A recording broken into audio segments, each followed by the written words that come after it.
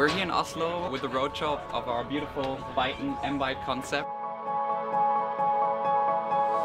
It's an amazing place to be, an excellent place for electromobility.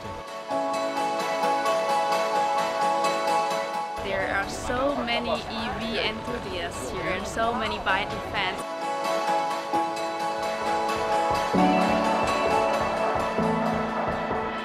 BYTON is very much driven by innovation. We can provide services which are unheard of.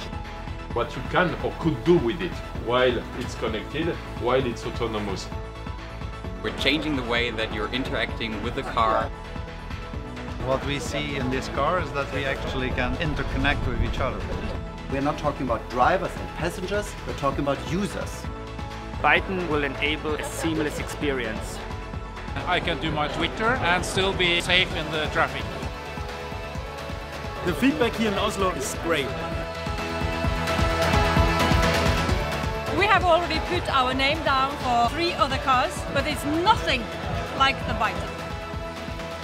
Time is valuable.